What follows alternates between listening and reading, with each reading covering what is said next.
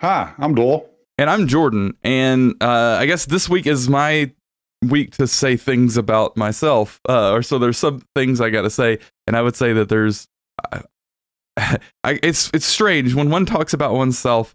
You don't really think about much, right? Because you are so inside of that you don't conceptualize characteristics of yourself. You don't conceptualize words about those characteristics about yourself. So framing who you are, creating that narrative, right, is kind of the reality of that, right? And I don't mean like a narrative to guide. I mean the narrative of the agenda of truth from my perspective, as I've talked about before, is difficult sometimes. So I will give it my best shot at things about me.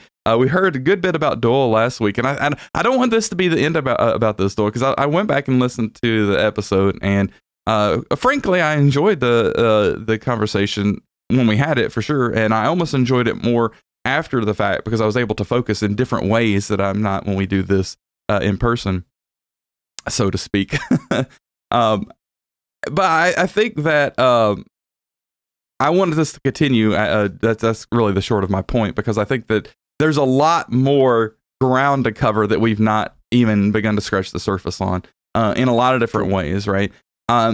So I will try to start with a similar sort of framing for things about me. That way it's kind of parallel here. Okay. And I also was born at an early age. And I'm sorry, that joke's so funny to me. Yeah, absolutely. For anybody who's listened or watched this podcast to this point, I know many of you are people that we know in our real life. So knowing about me is kind of part of the territory. But for those that don't, you've probably noticed that I have a different way of looking at life and thinking about life. And I can't tell you honestly where that comes from, because for as long as I've been able to remember, I've wanted to be different than everybody else. And I mean an active want of wanting to be different than everybody else, not just you don't understand me, the teenage sort of period. I'm like perpetually in that energy, and not in the sense that you don't understand me, but in the sense of just trying to be against the status quo. That's the reality. Is like, if I had to sum up my existence, and this is from very young age until this day, it's been let me find what the status quo is and let me do something that flies in the face of it. Because I think that while there is a lot of good reason for many things that are the status quo, just as much, if not maybe more, there's really bad reason that the status quo exists. And we don't become better by blindly following the same things that we've always followed. Now, maybe there's times that we should follow, and I definitely believe there are times that we should follow the things that have come before and understand that. But I also think that there's a place for divergence from that. And I think there's a great place for divergence from that, particularly when we find ourselves at critical junctures in our life. So I've talked very generally, so let me go a little more specific. So I would say that my upbringing was very middle class, right? People we talk about lower class, middle class, upper class, whatever. I don't really like those words for those strata, but focusing on the middle class, we see people trying to break that down even more. And I think that makes sense, right? Because middle class is a very broad term, because I know a lot of people who in those terms would be middle class that I have very little in common with. Not when I say that, I mean from a social perspective, because just of how they grew up culturally, right? And maybe cultural is better than social, even say. And I mean that from both kinds of walks of life. Those that I feel that I was much more fortunate and lucky than to find myself where I did growing up, and those that probably were more fortunate than I, which it's so funny that we're all middle class, but we're very different kinds of people. Point being is that I really think that I came up in middle class. I really believe that. And I think that I'm very fortunate for that. Again, I want to reiterate that I believe that, my life would have been a different thing had I come up in a different social strata than that, and I want to give that the due acknowledgement that it has, right? And I think that oftentimes people don't do that. That especially that come into middle class and higher, and I think that's important, right? I think that's a critically important thing, that what your background is from socioeconomic perspective is one of two of the most critical things about who someone becomes. The other being, how you're raised, your family environment, etc. Anyway, so what you're saying is that's the framing of your life agenda. Is yeah, the social cultural framework that you came in, and then the other things are the story. So I didn't mean to interrupt you. no, that's fine. And so for me, the other blessing that I've had, and this is truly a blessing and can't be counted as anything but, is that, and I hate talking about this because it sounds so much like patting yourself on the back, but I'm a fairly intelligent individual, and that is a huge advantage, right? And I that's again something that I want to always acknowledge and understand, that not everyone has that kind of advantage in this life. And so my childhood, I think, was fairly typical of an intelligent middle class child, where born in the early 80s, let's say. A lot of video games when I was younger. I liked things I learned in school, but I completely abhorred school. And this is something that I don't know that I've talked to you a whole lot about, Doyle, especially that not that directly, but I always saw school as a prison from day one until well, and that's not true. That's definitely not true. Maybe from day 1,000 or something like that, to the day that I graduated.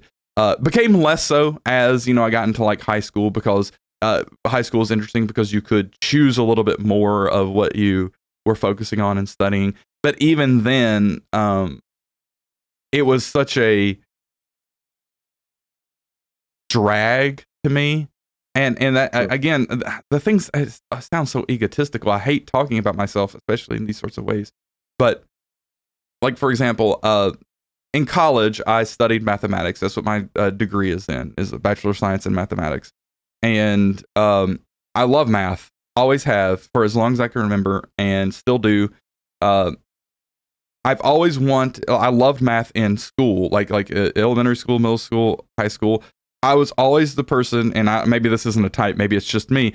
Whenever we were on a lesson, I would look at the next like 10 lessons. And basically, I would know it by the time I got there, because I was so interested in it. And I wanted to be done with this book and on to the next book of it, and that was true all the way up through like pre-calculus and calculus in high school. It was like calculus is where it started to not be as rapid, because calculus is such an orthogonal thing to everything else that you learn in mathematics at the time. Algebra is the first shift, right? But it's so close. It's like, it really made a lot of sense to me. Calculus did too, but I needed more of someone to talk me through some of the finer details of it. Right.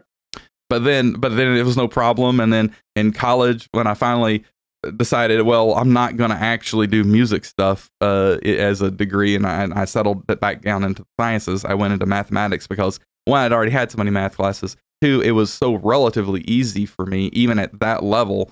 And then I just enjoyed it so much. Anyway, point being that I'm your nerd. I'm the nerd guy, right? I always wanted to make hundreds on every test that I took, even though I wanted that, but especially when it got into college, I didn't care enough about things that weren't like math or some of the sciences. And even the sciences that I did a lot of physics.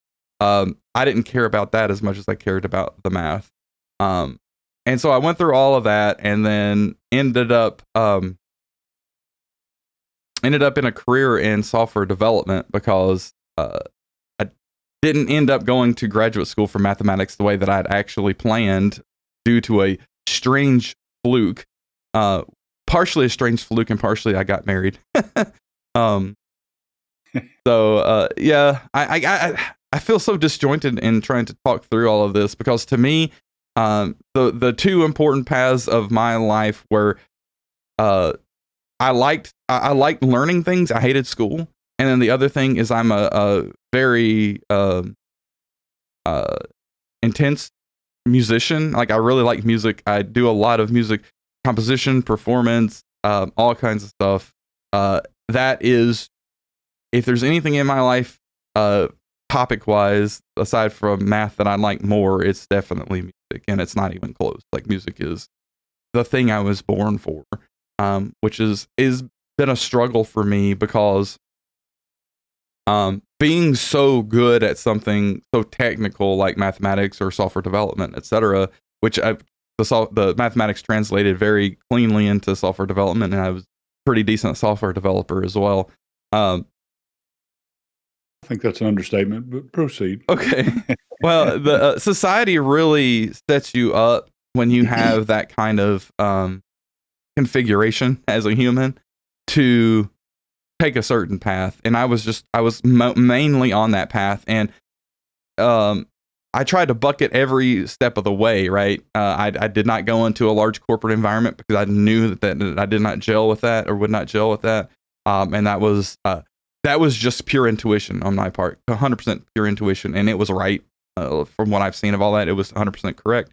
I worked for small consultancy, ended up starting my own business, working with family, and now I've moved on beyond that even. So I've kind of just like bucked that trend as much as I can, to the point where it's a final realization of mine within the past several months has been just that, look, I can't keep living a life that's not mine, that's a life of what I should do based on the tools that I have and where I find myself in life. I have to live my life for me. And that's taken a long route to get there. So anyway, that's about me, like personally. I think that one of the things that I did benefit by growing up is similar to you, Doyle. I was basically raised in the church, I would say.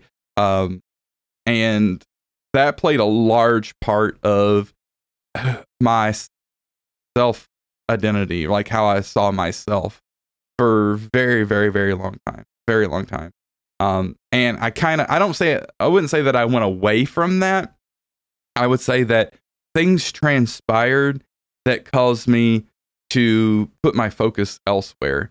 Both things within the church itself, things in my life path of learning, and then also just life circumstances with school and getting married, moving, all kinds of stuff like that. But I find myself now much more intrigued with the idea of religion and what purpose it serves in a human's life than I ever have been before my life, even when I counted something like that as very integral and huge part of my life.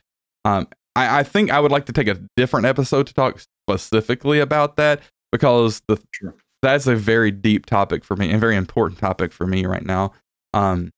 Suffice it to say that I don't like to make claims with regards to religion, because I don't think it's useful to make very strong claims about things regarding religion for anything other than yourself. So it's one thing to, as we've talked a lot lately, it's one thing to say what you believe in your own presence or in the presence of those very close to you. I think that that's helpful in a clarifying way. I think when you try to go and proclaim it on the mount, it's a big different thing, because I think there's a passage in the Bible, something about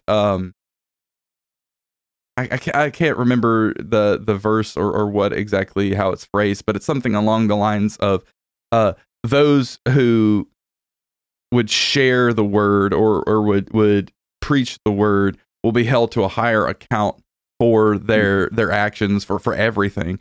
And for me, it's not that I want to avoid that. It's that I don't feel that I have myself in the correct order to be able to be looked at in that way. You know what I mean? Sure. And that's one of the things that I think generally in life I've had a struggle with is understanding what's good enough.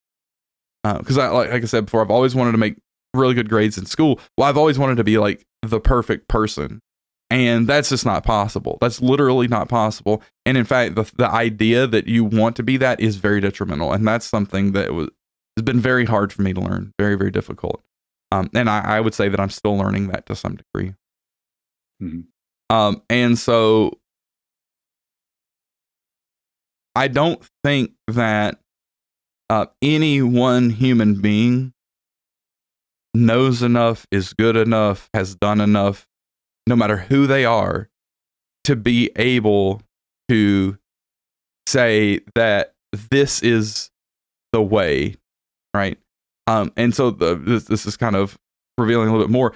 I have a lot of Eastern influence in my personal beliefs about the world, about spirituality and stuff. And one of the big Eastern philosophies that has been a huge influence on me, I unconsciously, and I didn't know it at first until I came across it in my focus and actually started to realize, oh wait, this is things that I believe. This is how I approach life. Is Taoism. So like the Tao Te Ching by Lao Tzu, it's one of those things that the first time you read it, you're like, what is this even? But the more you read it and the more you think about it in the context of life, it's just so eye-opening. One of the biggest things, and I think it's from the first verse of that first chapter, however you want to call it, is there's a line that says something like, Taoism is all about the way, right? The Tao is the way, right? So meaning like the way to live life or the way to be or just the path you should be on. It's something about the what is it? The timeless Tao or the infinite Tao is the Tao without name, and the Tao that you name is not the actual. Basically saying it's not the real way, right? If you articulate it, then that's not the right way. You cannot articulate the right way for things. Meaning that if you try to say, well, this is how you should be, and this is what you should do, and this, well, that's not right. The mere fact that you had that perspective to say that makes it not right. And that you took the action to say that means that it's not right. Because what you're doing is you're putting your ego into it. And so when you try to proclaim that for other people, to other people, you can never remove all of your ego in that. And that's kind of a little bit of the Buddhist idea too, right? To dissolve the ego. And I don't think that, I think the Buddhist perspective is too extreme in that sense. I think the absolute dissolution of the ego would only be beneficial if everybody did it simultaneously. Right. Because if you don't do that, if let's just say you take the Buddhist way, and this is getting really esoteric, and I don't know how, this is a peek inside of my mind. This is how my mind actually works. I think the real problem with the Buddhist perspective is that if one person dissolves the ego, then they're infinitely manipulatable, which is, I think, one of the beneficial reasons why Buddhists often become monks, right? Because you separate yourself from society in that way, then you're not manipulatable. And I think that from a spiritual path, I think that's great, right? I think that if that's what you feel called to do, if that's how you feel is a fulfilling path for you, and that's what you need to be doing in this life, I think that that's wonderful. So I don't mistake me as saying that I think Buddhism is wrong in that way. What I think is that it's not beneficial for all of mankind unless all of mankind becomes Buddhist. Right. Right. Anyway, and there's deeper, lower level reasons why I think that way, right? Because I hesitate to want to say some of my beliefs around this, but I think that we can't do anything in our life that is hidden. The things that we do have an impact, even if no one sees it. The things Sure. that we do in life are felt by other people. They're felt by, the earth itself. I really believe that a successful approach to life requires the appreciation of the impact of the things that we do, both in most definitely in public, but also in private to a degree that I think people don't appreciate. Because that's who you are, right? That's your character. Well, that's a consistency of existence, right? What you're saying, because in another video that I've done, I spoke about that. How there are two traits: honesty and integrity. And honesty is the outward piece, right? But we to be in sync with yourself, you have to have that internal. And I think that what you're saying there is just another example of that consistency and synchronization in existence that we encounter, that we wrestle with in some cases. But I mean, I think what you're saying is consistent or supports my simpler thought of honesty and integrity, because they're siblings, of the same vein, if you will. And and what you do in life, what you said, whether it's known or if it's just the butterfly effect, so to speak. And the outcome is going to be the outcome regardless. So yeah, And go ahead. I think that it sounds very mystical when I state it, because that is a mode of thinking and feeling about things that is more real to me. But some people are much more rational and in the real world than I am. But I still think it holds even with that kind of a perspective, because you have to think about it like this, that the things that we do and say, both in public and private, influence. They influence the people around us. They influence the things that we're doing, whatever we're operating on. But they also influence ourselves. And I don't think many people realize how the human brain works, in the sense that the things that what is it? Who said? Is it Aristotle? We are what we repeatedly do. Excellence, therefore, is not an action but a habit. I don't know if that's Aristotle or who said that, but it's not just excellence. We are a habit, right? There's this really cool book called "Break the Habit of Being Yourself," or maybe that's the subtitle. I don't remember, but because I think that's so true, because you have to think about this. Everything that we think in life, or the things that we hold deeply, think about for you, Doyle, or anyone listening, think about something that you hold deeply. Just, it's true. This is how I feel. This is my perspective, and you feel emotional about it, even, right? Mm-hmm. How many times have you talked about that? How many times have you thought about that? How many times have you spoken about that? How many times has that come up in your thought? Probably almost every day, right? Or very frequently, at least. That's because that's how we come to know ourselves. Like we've said, we know something when we speak it, when we make it real. That is the making real. It's a loop. It goes in and out, and in and out, and in and out, and it builds itself up. That's why, you see a lot of these like self-help people or self-help, and I don't, that sounds derisive when you use that phrase, but I don't, because I think some of those tools are very beneficial. But you see a lot of them talk about the power of thought, right? Or how thinking is an important thing, because thinking is it's a way to interrupt that process. Because if you think about like a non-rational animal, like a dog or whatever, I love dogs. I think they're wonderful companions. I think they're really cool animals. But a dog isn't going to sit there and, likely, as far as we know, generate a new idea that's going to stop it from doing dog-like things. But a human can do that, right? You can interrupt that loop of yourself and say, wait, no, I'm not going to do this time. I'm going to get up a little bit earlier today. I'm going to go to the gym. I'm going to eat better, whatever. And you can make that change. That is a huge power that so many people don't understand. And everybody wants to give that up. Anyway, I'm getting off the topic of who I am, but this is how I think about life. And so for me, anything that I believe, quote unquote, believe or know or operate from, or my principles, all of this underlies that, right? Knowing that,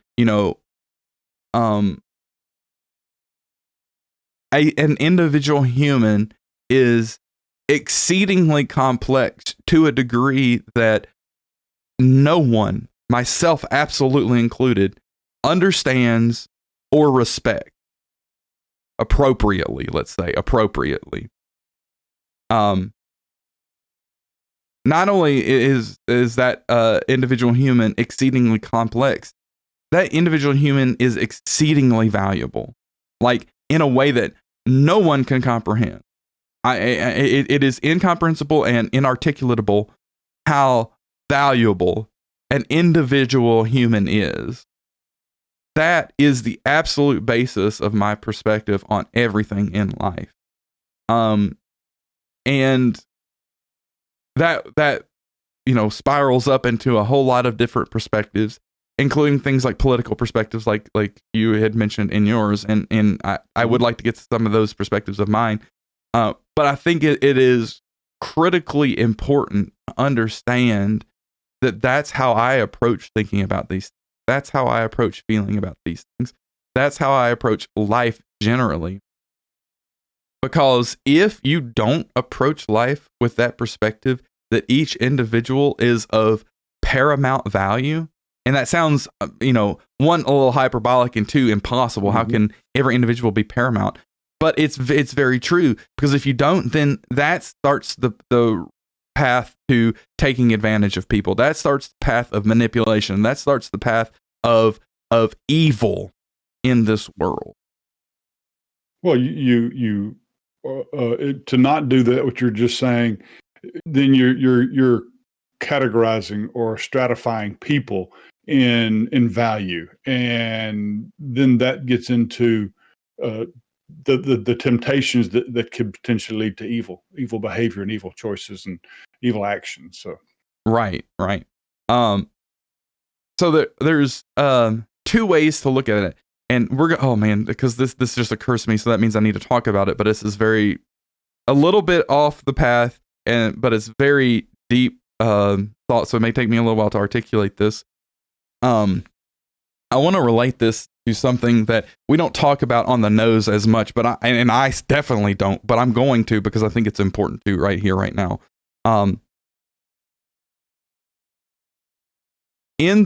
Let's talk about United States in the current political climate, because the election this may come out after the election, I don't know, but it is like right here. Mm-hmm. And I don't find elections as important as other people do. Never have, and I don't think I ever will. I know I never will. And that goes a little bit more to my philosophy, but there are a lot of people who do, right? And certainly you have multiple perspectives, but let's just talk about the two primary perspectives, the Republican Democratic perspective. Let's just say traditionally, or not traditionally, let's just say conservative and liberal, moderate liberal, whatever you want to do, because I want to be respectful, right? Because I don't want to paint, because there's extreme right, there's extreme left, and I don't want to paint everybody who's a little bit left as extreme left and everybody who's a little bit right as extreme right, because that's the kind of, again, that's down that path to bad things as well. Mm-hmm. Sure. What we just were talking about, that paramount value of the individual, is, I think, how most people view it. I think most people really, to some degree or another, have an instinctive perspective that that's the case, because they understand how much they care about their own perspective in their own life. Right. And I think so subconsciously they understand other people have that same perspective as well. And so depending on how you come to life, both from initial circumstances and how you are kind of raised, you come to a different perspective on what that means for how do we respect that individual value. And some people think that we have to figure out a way to directly support that individual value regardless of circumstances.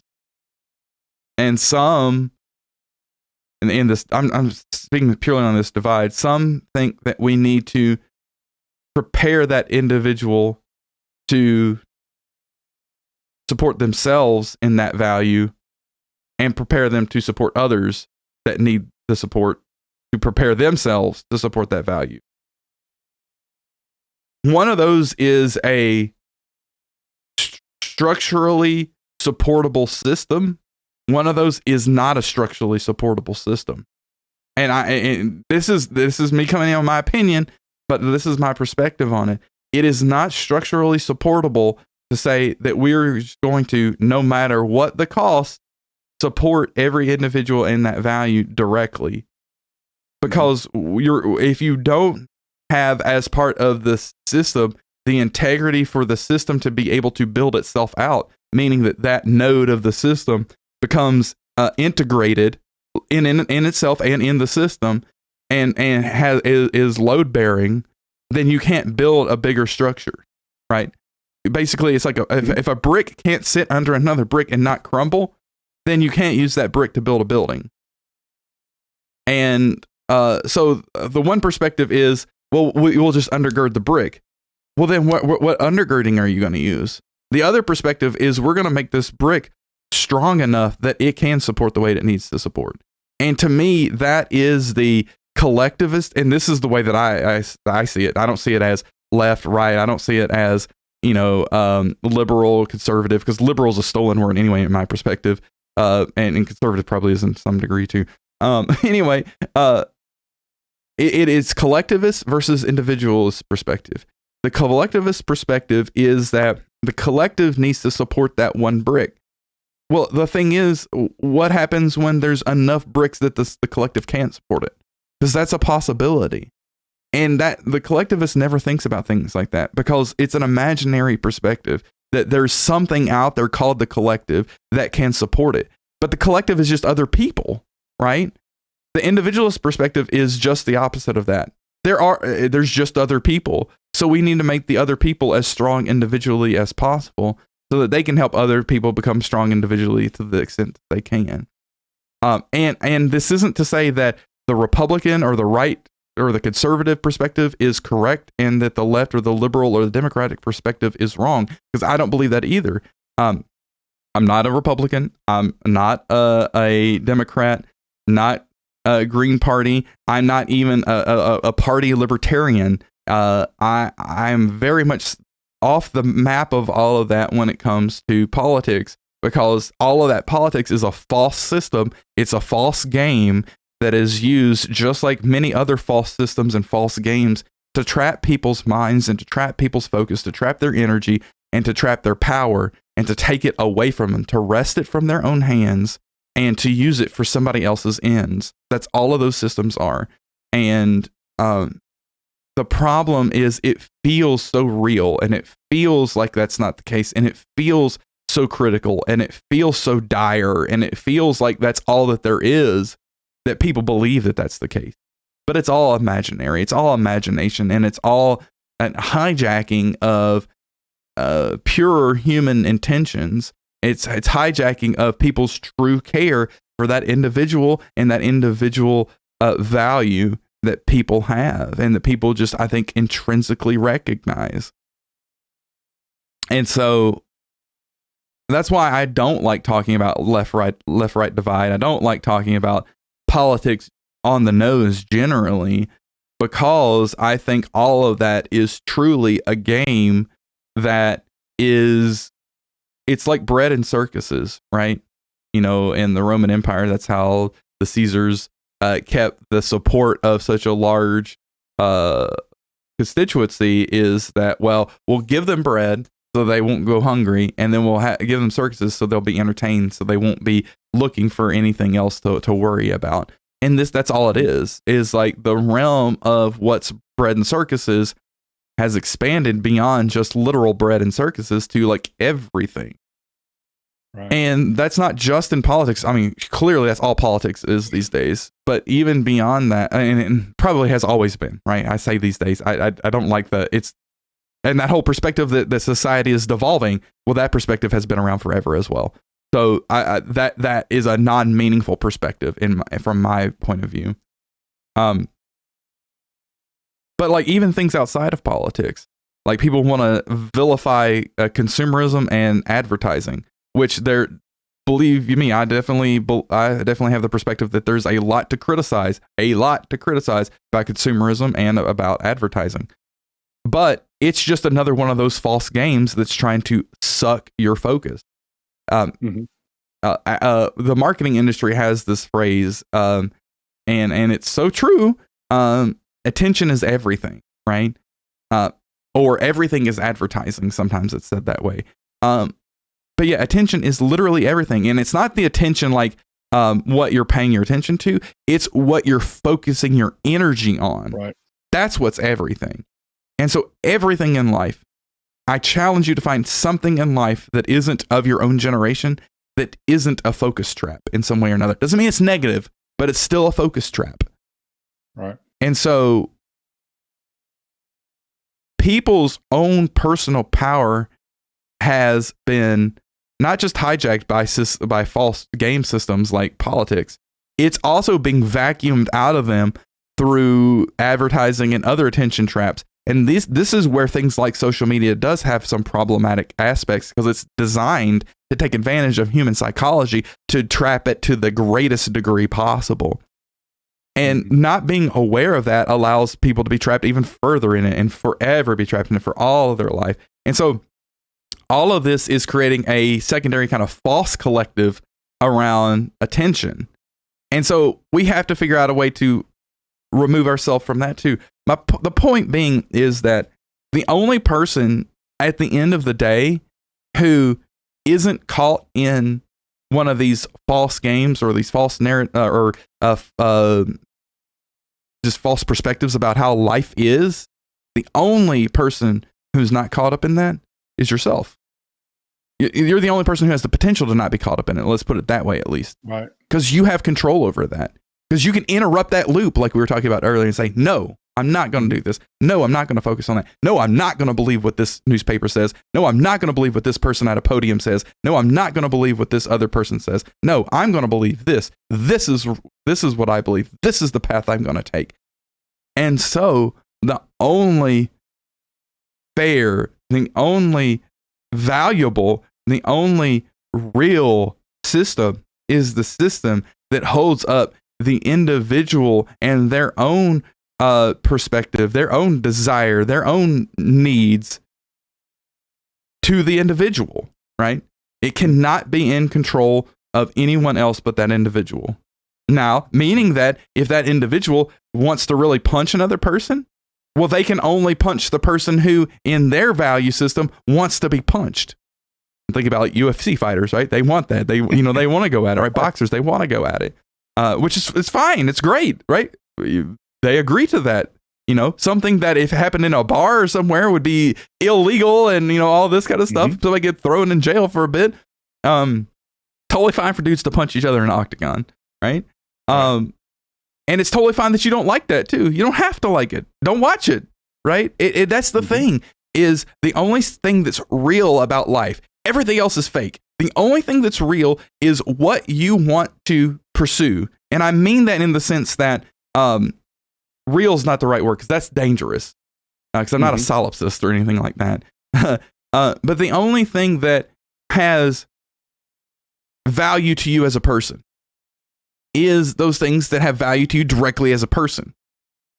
And that can be sometimes helping people, helping a group of people. But that's you as a person helping that person or helping that group of people, right? It's not you making everybody else come along with you to help this person or help those people. Now, you can convince people to do that, right? Persuasion, I think that's great, right? That's totally valid and necessary, right? I think that's necessary. But Do that when it's all voluntary, no problem.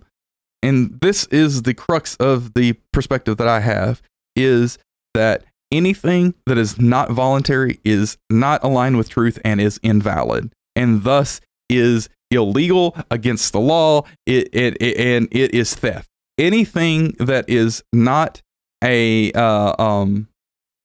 up to the individual to say yes or no is theft of some sort or another. It's theft of money, it's theft of time, it's theft of focus, it's theft of life from someone. Everything comes down to the question, is this taking something from somebody else against their will? If that's the case, it is evil. Outright, plain, on its face evil. And if that's not the case, then fine. I mean, maybe it's annoying, maybe it sucks, maybe it's really gross, maybe you don't like it. That's fine. Don't look at it, don't do it. Right? But there's also the path of, if you don't like it, maybe you want to try to convince people to not like it. And you can convince people to not like it. You can't make people not do it, but you can convince people to not like it. And the more you convince to not like it, the more you can, at some point, get enough people in society that really don't like that activity that you shun it. No problem. And then so like you basically, if everything is completely voluntary, then you just dissociate with those people, and then they can go have their own society or whatever they want. And if it's not enough people for that, well, that's a consequence of their individual choice. We have to live with the consequences of our choices. That's the other part of it. People want the ability to choose, but they don't want they don't want to have to deal with the consequences of those choices. I think you're right, 100% right on that, and I think that's one of the factors in society today that people wrestle with, and they don't realize they're wrestling with it. Yeah, because they want that. To your point, they want to make their choice. They want to do whatever they want to do, and they want someone else to deal with the consequences or the outcomes of those things many times, or the results they want are not the results of what they did or chose. They want the results of what someone else did or chose. And a lot of that too is just not understanding that reality is reality. And I know that sounds really silly to say, but people don't understand that they have a mistaken belief that they deserve something that they don't. And we all deal with that to some degree or another, right? And that's a struggle of life, is trying to determine where am I making that assumption, and then what behavior do I need to adjust to actually be worthy of the thing that I think that I'm worthy of. And that intrinsic human value that we have, that is the most important thing, and I really think that it is. People think that is what buys them the things that they should be able to have, right? Or the successes that they should have. And it doesn't. That's not reality. The reality is that buys you the respect as a human, and the respect for you to be able to be who you are, make the decisions you want to make, as long as they're not hurting other people, and live the life that you want to live. And no one has to understand it. Forget everyone else. That's on them. You have you. That's what that value buys you. Right. So you've gone down this path of discussing and sharing, sort of the path of and to your identity and to your being, who you are. You went really, really deep. So what else is there to reveal about Jordan that hasn't been revealed up to this point? Well, I haven't talked much about the whole music aspect of things. Right. Did you have something particular in mind? I feel like you might have. No, I really didn't. It was just a probe to see what would be discovered. So I could talk a little bit about the music stuff, because, like I said, I think that is personally the most important thing about me individually. I think the way that I think about life and the things that I've talked about to this point, I think that's an important thing about me. I think that is a defining characteristic of myself, but that's not what I do in life, right? Right. Up until very recently, what I did in life was software development, and I have recently discontinued that focus to the degree that I was focused on it, and I'm moving more into the realm of music and just generally entertainment, because I enjoy doing that. The music aspect of it is very interesting to me because as much as I've become comfortable with and actually really only learned my voice in the past, I would say, couple years around all of these topics that we've been talking about. Of course, I've integrated a lot of what I've learned and felt over the years to come to that realization. Up until then, the only real voice that I've had is music. And to me, that is more real of a voice of expression of who I am than the voice that I'm speaking with now. Which is very weird to say. I think a lot of people don't understand that. I think a lot of artists and musicians would understand that. But for people who aren't serious artists and musicians, they may kind of, oh, okay, yeah, that's what artsy people say. But they don't understand it in the way that like an artist does. Some people do, right? Because some people have a different kind of outlet, right? Like, for example, and I think this is art in a way. Like my father-in-law, he works on cars, like restores classic cars and stuff like that. And he is a master at that kind of a thing. I mean, he's got a pretty nice garage that he does it in.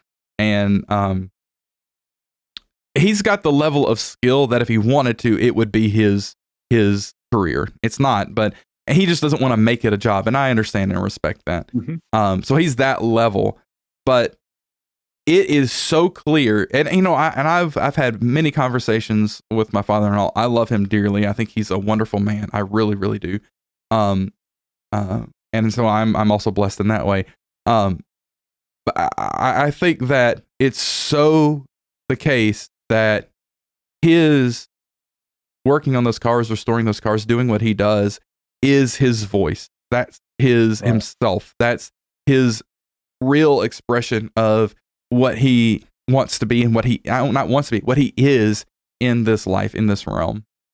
And I think that it's just so clear when you see somebody doing that. So anyway, music is that for me. And I'm really trying to figure out how to dovetail the expressive aspect of that, of who I am and expressing who I am through the music, with the side of music and just generally art that I think a lot of people who are artists disdain, which is the business side of things. Because it's hard to marry those two things. Because one is so individual that it doesn't appeal to anybody, or has the potential to not appeal to anybody. Well, then how do you make a business around that? Well, you really, and that is the real oil and water that I think a lot of artists feel when it comes to the idea of monetizing art, of going into any kind of business around art, and why they try to keep it separate. And I understand that. I respect that. I don't think there's anything wrong with that. That artists who don't want to make business around, it's like my father-in-law, right? He doesn't want to make a business around what he does, which is, he might not see it as, but it definitely is an art. Right. And so for me, that's the struggle I'm going through right now, is how do I do this? Do I make, segregated things where it's like, here's the stuff that I do that's just my art, that's just me, and I don't censor it in any sort of way. Here's what I do for a revenue generation. Do I bridge that in some way? I'm not exactly sure about that yet. So that's Sure. kind of the part of life discovery I'm at right now. Well, that makes me think. You've used the statement a couple of times about your father-in-law that he doesn't want to turn his redoing cars or restoring cars as a business, right? Doesn't want to treat it like a job. Doesn't want it to be his job, because there's a negative connotation. Most people have a negative connotation, and it makes me tie back to your statement early on in this discussion about feeling like school was a prison. It was because it wasn't your choice. It was what you had to do. Right. I think a big part that played into it. And I think in jobs, they're not always, in many cases, they're not our choice of what we would do or how we would do it. It's we have to do it for the compensation that we get, and then we get adjusted, and then it becomes difficult to enjoy it in the same way that one would their art or their expression of themselves through whatever avenue or means that they had.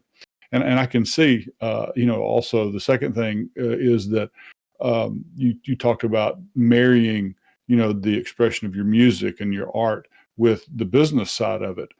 I think some of the greatest artists that are in the world, very very few, were able to monetize the output of their passion and of their efforts Oh, sure. um, until they're until they die, right? Until after they're gone. And that's when people begin to appreciate more what they've done, because it stands the test of time for evaluation and appreciation, and people want it, right? And but there are a lot now that are, especially in the past 100 years or so, that has been more normalized for artists to find that marriage. But then too many times, not too many, sometimes what you see is they burn out on it because they don't maintain the balance. So I Yeah. certainly can I think envision your struggle. when it comes, especially when it comes to music, um, there's a couple phases of all of that, right? You go back and so music starts as something that is cultural, that is, uh, keeping tribes together, that is cultural in a tradition sense, right? It's part of the identity of tribes. It goes out, and there's a lot of history I don't understand about music, and then it comes back with like when people start doing structured music, and again it's very tribal, but it's more relatable across tribes. They understand each other's music a little bit more. Then there's some more stuff I don't understand about music history. And then it comes out where there's actually more structured music where it's actually like written down and stuff like that. And then eventually it gets into like patronage, right? When you talk about some of the early classical composers, and then that goes out, and then you have a lot of composers that nobody knew while they were alive, but we know them all now because they wrote amazing things. And then you come into like the 20th century where there's this real big divide that people I think don't appreciate, which you have the music industry start, which is, this is my perspective on it. It is truly a bastardization of what music is, because the whole idea is to flip it, right? It was the art, and then how do we use this art in a way to make a living, to support ourselves? And it flips it to being, okay, how do we market something and then deliver something under that marketing? And that's what the music industry has always been. And I think that most people don't get me wrong. There's still artistry in it. There's still worthwhile art that has come out of it. But I think what we're seeing now is a tilting back of it to where it's like, okay, I have this music. How do I find? And that's what I want to engage in to a degree, right? Because the reality is it's so much easier today to find the people who resonate with what you're doing than it has ever been before. Right. It was literally impossible up until like maybe 20 years ago or 30 years ago. Right. And now it's not only possible, it's just a matter of doing the things. It's really interesting because that bifurcation of the business aspect and the art aspect still has to be there. Right. So, but instead of the business being over the art, you can make the art over the business, but you still have to understand the business and do the business stuff. Absolutely. Right. And this is one of the things that I do want to make clear about my position on all this, because I may be misunderstood, particularly talking about business now. I am not anti-business in any sort of way. I think that the whole idea of economics, I like to say economics more than business, because business it's kind of has gotten to be a tainted word in a lot of ways. Economics is a reality of life. So business, by extension, is a reality of life. And if you think you can ever escape that, then you're fooling yourself. The only way that you can escape, and this is maybe we should wrap up soon, because I know we've been going for a while. Maybe for this episode, this is where I will leave it. Sure. Because I think this is a very critical point that I think everybody needs to understand. We can escape business the way that we have it. We can make it better, but when people want to escape, and let's just say capitalism, because that's real demonic word here, right? That people try to demonize. I am a a big proponent of actual capitalism, right? And we can escape capitalism if you want to. There's a clear route to do it. The way that you do that is through war and famine and poverty and pain and enslavement and sticks and stones and all the stuff that we've gone through in the past and have come out of. So if you want to escape capitalism, you can definitely do that. But I don't think that that's a path that most people want to take. And No. people will hear me say that, and they'll say, that's sensationalized. You don't know what you're talking about. You don't know capitalism, blah, blah, this, that, and the other. And that's bullcrap, because the reality is people who would say to what I just said, that kind of a perspective, they're the ones who don't understand what capitalism truly is. They hear capitalism and they think large corporation influence in government. They hear capitalism and they think the drug industry. They hear capitalism and they think the insurance industry. They hear capitalism and they think Walmart. And I'm not trying to deride any of these things per se, Right. although all of those things have things that require derision from my perspective, and we could talk about that at a later date. But again, this is kind of my instinctual aversion to large businesses when it comes to Sure. to work. But at the end of the day, capitalism is not perfect, but it is the only tool that has ceaselessly increased the lot of everybody that it touches forever, always, and has created prosperity, unimaginable prosperity in this world that people would have no other way to achieve, period. 100% agree with that. I do. That's weird coming from an artist, I know. Well, but you're pragmatic and probably more well read than most, not just artists, but most anybody on the history and the truth and the definitions of those.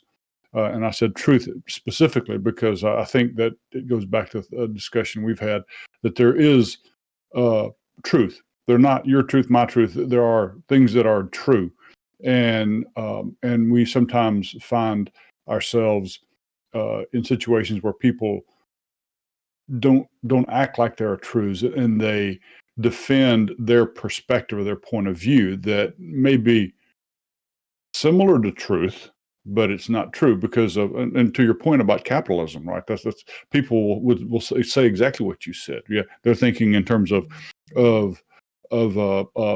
business influencing government and things of that sort, and when that's not capitalism, that's the result of capitalism being messed with, being manipulated. Corporatism. So, corporatism, right, which is not what capitalism is always is not what it's about. All right, I think your point. This is probably a good place to stop and pause until the next session on these topics.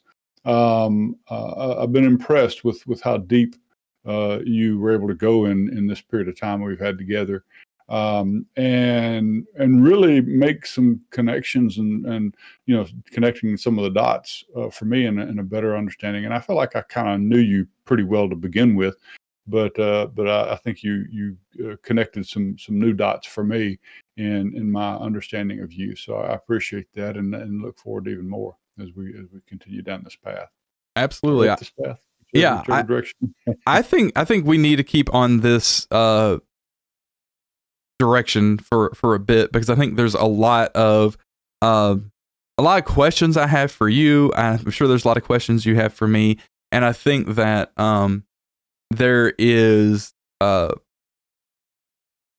there's things yet we have to learn that we've not hit at, right? I think that there is bedrock below where we're both coming from that I don't think I've ever seen articulated anywhere. And this sounds sensational, but I really believe that life is simple and humans make it complicated.